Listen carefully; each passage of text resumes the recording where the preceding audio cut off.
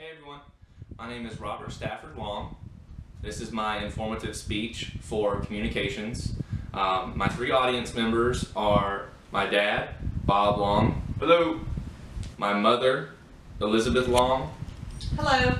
And my brother, Pearson Long. Hello. I'd like to go ahead and apologize in advance. I was going to try and get my PowerPoint presentation to show up on the TV behind me, but I was not able to pull it up. So I'm having to kind of improvise right here, so I'm sorry if it's a little hard to see, but it was the best I could get for you guys. So the specific purpose for my speech is to inform you all that minimum wage should not be raised because it would hurt us more than benefit us. In announcing his proposal to increase minimum wage, President Barack Obama spoke in his State of the Union address, stating, "In the wealthiest nation on earth, no one who works full-time should have to live in poverty." If the debate proceeds as it has many times in the past, then most Democrats will embrace the president's message and back the proposal, while most Republicans will oppose it, because higher labor costs will lead to higher unemployment. But we should not rely on political opinions in this debate. Facts clearly demonstrate that raising the minimum wage is a bad idea. The three important things that I would like to bring up are the facts that increasing minimum wage would: 1. Force businesses to lay off employees and raise unemployment levels. 2. It would hurt the businesses overall and force some companies to close. And 3. It would hardly even affect poverty, which is pretty much the whole point of doing it. Research published in 2010 by economists Joseph Sabia and Richard Burkhauser concluded that if federal minimum wage were increased from $7.25 an hour to $9.50 an hour, only 11.3% of workers who would gain from the increase belong to poor households. Why, do you ask? Because many people who live in poverty do not work and would thus be unaffected by the increase in minimum wage. This would also make it more difficult for upward mobility. And because businesses have only so much money for expenses, it will eventually lead to consolidation and unemployment.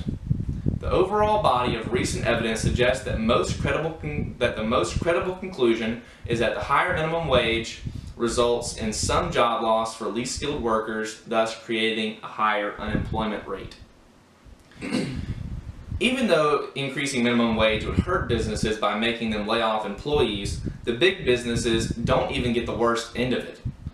While most of the attention will focus on corporate franchises such as McDonald's or Walmart, raising the minimum wage would also have a big and varying impact on small businesses across the country, which employ nearly half of America's private sector workforce.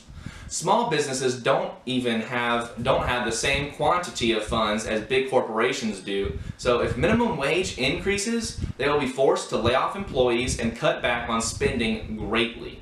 So with less workers and less supplies, the quality of their business will go down sufficiently. So it would end up putting them out of business. Many small businesses already struggle to survive with some of the current regulations offered by the federal government.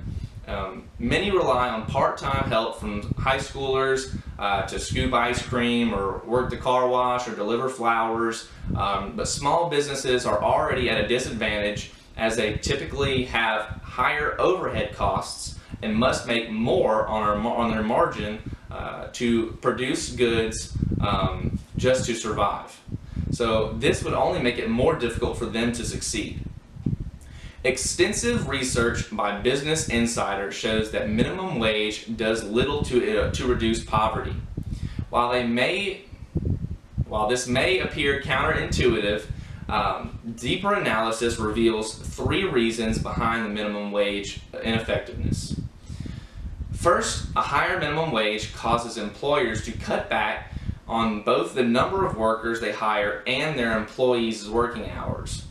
Second, the beneficiaries of higher minimum wages are unlikely to be poor because most minimum wage earners are not poor. Finally, few individuals living in poverty work at minimum wage jobs or any job. Indeed, when polled, people regularly support such a raise because who would oppose people making more money? But economic realities are more than what sounds nice, and everyone will be better off by supporting the true growth policies that open opportunities for everyone instead of just a certain amount of people, instead of expecting it being handed to them. So, for all of the advocates' good intentions, raising minimum wage will not reduce poverty in America. There are plenty of alternate ways to try and reduce poverty, but raising the minimum wage is not one of them. Thank you all for watching. I hope I have provided you with some sort of knowledge.